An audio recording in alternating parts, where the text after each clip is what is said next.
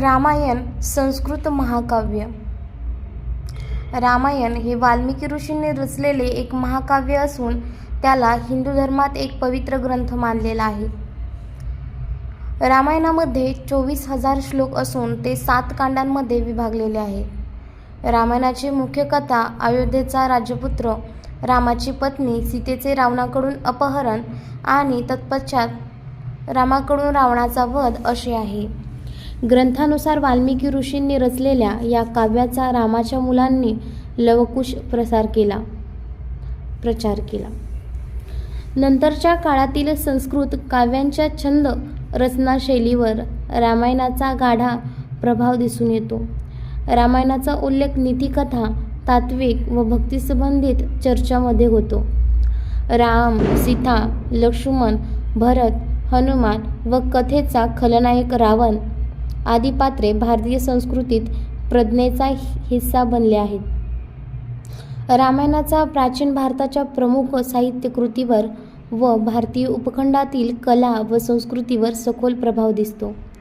प्रभावित कृतीमध्ये इसवीसनच्या 16व्या शतकातील मराठी संत एकनाथ, हिंदी भाषा कवी तुलसीदास, इसवीसनाच्या 13व्या शतकातील तामिळ कवी कंब, इसवीसनाच्या 20व्या शतकातील मराठी कवी गजानन दिगंबर माडगूळकर आदी प्रमुख होते.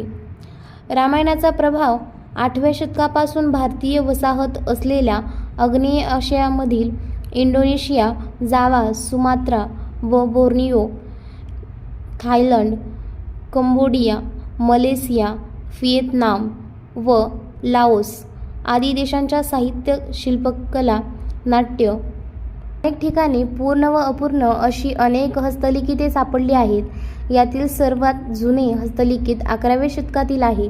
वाल्मिकी रामायणाच्या प्रतीच्या उत्तर भारत व दक्षिण भारत प्रदेशातील अनेक प्रादेशिक. आपण पाहूयात की रामायणाचा काळ कुठला होता. परंपरेने या महाकाव्याची घटना हिंदू कालगणनेच्या 3ऱ्या युगात म्हणजेच त्रेतायुगात सत्ययुगात घडली आहे. रचयिते वाल्मिकी हे सुद्धा या महाकाव्यातील एक सक्रिय पात्र होते. रामायणाची भाषा पाणिनीय काळापेक्षाही जुनी संस्कृत भाषा आहे. अवधी भाषाही म्हटले जाते. महाभारत व रामायण यांच्या संस्कृतमध्ये फरक दिसतात. रामायणाच्या मूळ कृतीची रचना इसवी पूर्व 5व्या शतकात सुरू झाली व अनेक शतके चालली. मूळ स्वरूपात अनेक फेरफार होऊन रामायणाचे सध्याचे स्वरूप तयार झाले. रचनाकालाच्या अभ्यासासाठी भाषेचे स्वरूप हा पायाभूत आधार आहे. रामायणाच्या कथेचा काळ याहून पुरातन असू शकतो. रामायणाची पात्रांची नावे राम, सीता, दशरथ, जनक, वसिष्ठ, विश्वामित्र हे वाल्मिकी रामायणापूर्वीच्या ब्राह्मण ग्रंथात व वेदांत आढळतात. रामायणाची मुख्य पात्रे वसु वही स्व, ब्रह्मा, विष्णू वा वेदोक्त देवता नाहीत. महाभारतात रामायणाच्या रचनेनंतर या देवता लोकप्रिय झाल्या. सामान्यपणे रामायणाचे 2रे कांड ते 6वे कांड हे भाग या महाकाव्याचे प्राचीनतम भाग मानले जातात. पहिले बालकांड व शेवटचे उत्तराकांड नंतर मूळ प्रतीस जोडले आहे. बालकांड व अयोध्येकांड यांतील घटना गंगेच्या खोऱ्यातील भाषेची व प्राचीन भारतातील 16 जनपदांचे मगध व कोसल प्रदेश परिचित दाखवतात. या भागांचे राजकीय व भौगोलिक वर्णन रामायणात आहे. रावणाच्या वधाचा ही यात संदर्भ दिलेला आहे. रावणाच्या अरण्यकांडात राक्षस, विचित्र प्राणी आदींचे काल्पनिक वर्णन आढळते.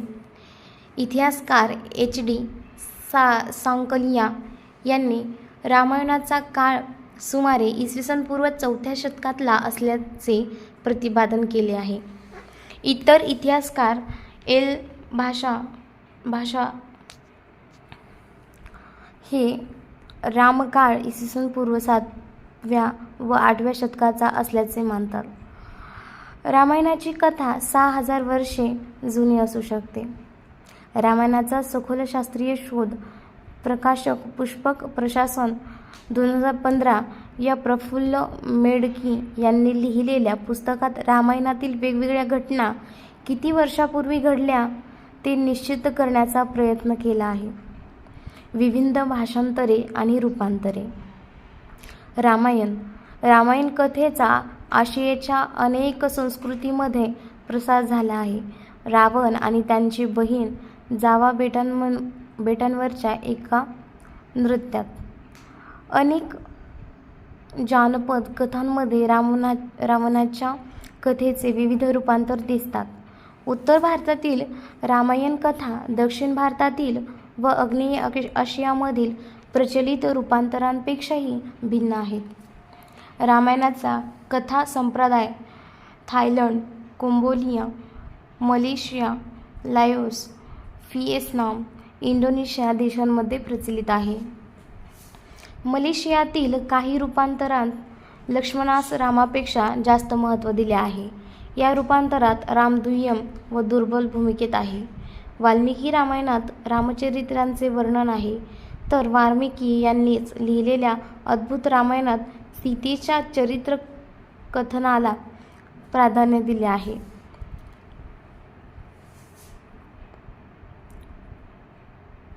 भारतीय रूपांतरे. भारतात विविध काळात लिहिलेल्या रामायणे परस्परांपासून भिन्न आहेत. 16व्या शतकात मराठी भाषेत श्रीधर पंतांनी रामायण रचले. 14 ते 15 या शतकात कुमार वाल्मिकी यांनी कानडीत तेरवी रामायण नावाने रूपांतरित केले. कानडीत कुवेंपू या श्रीरामचंद्र दर्शन, रंगनाथ शर्मा यांनी कन्नड वाल्मिकी रामायण नावाचे रामायण लिहिले.